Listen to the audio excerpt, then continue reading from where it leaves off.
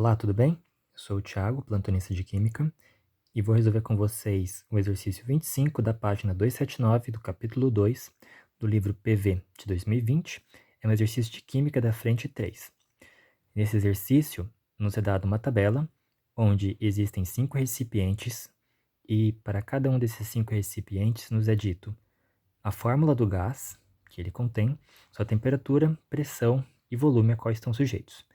E é perguntado em qual deles existe a mesma quantidade de átomos que existe em uma mistura de, em um cilindro contendo H2 com as seguintes condições: pressão de 2 atm, volume de 22,4 litros e temperatura de 273 Kelvin.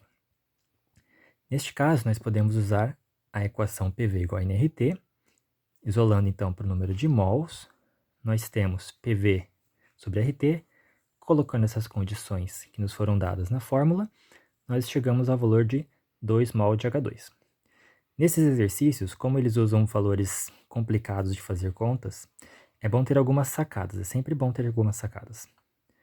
Então, por exemplo, notando-se que 22,4 seria o valor do volume molar, 273 seria a temperatura da CNTP. Se eu usasse 1 na pressão, eu teria 1 mol. Então, por sacada, você pega aqui, se eu uso 2 na pressão, eu deveria ter então 2 mols de H2. Mas esse exercício não termina aqui, porque é sempre bom você se atentar quando o exercício pergunta de número de mol de algo ou número de mol de átomos. Então, o número de mol de uma substância, H2 não é o número de mols de átomos. Então, eu sempre que considerar quantos átomos eu tenho na fórmula. Então, para 1 mol de H2, eu tenho 2 mols de átomos. Lembra? H2, 2 átomos por fórmula. Então, para 2 mols de H2, se eu tenho o dobro de mols, eu tenho o dobro de átomos. Então, eu tenho 4 mols de átomos nessas condições. Voltando à tabela, nas 5 condições que nos são apresentadas, nós observamos que, aqui eu não reproduzi a tabela no caso, só coloquei a linha da pressão, a coluna da pressão. Por quê? Porque temperatura e volume dos demais gases são os mesmos que nós utilizamos nessa conta aqui. 22,4 para todos, 273 para todos. Então, se você de novo ter uma sacada, aqui você ganha tempo. Eu só preciso trocar os valores de pressão dos 5 gases pelo valor daqui. Então, o que eu já sei imediatamente? Que onde a pressão é 2, meu número de mol de gás também será 2, igual ao valor que eu fiz, igual ao valor que eu obtive aqui, porque eu usei pressão 2.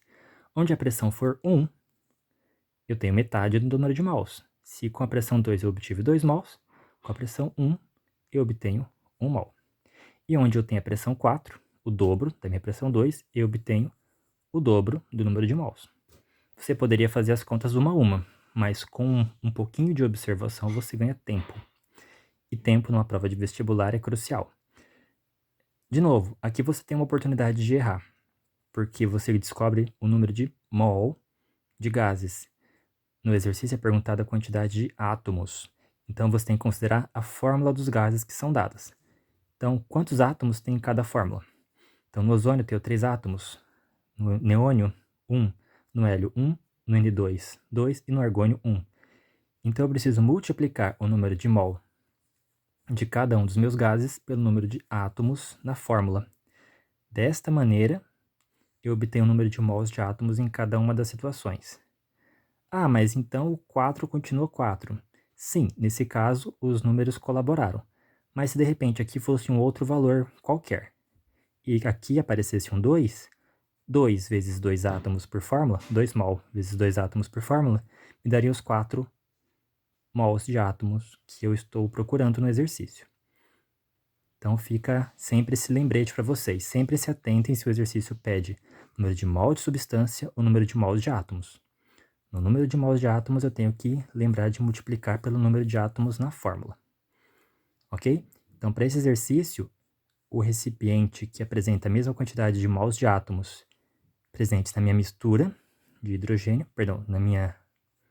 no meu cilindro de hidrogênio, naquelas condições, é o recipiente que apresenta 4 mols de átomos. Recipiente 3 resposta desse exercício é a letra C. Certinho? Espero ter ajudado vocês. Bons estudos!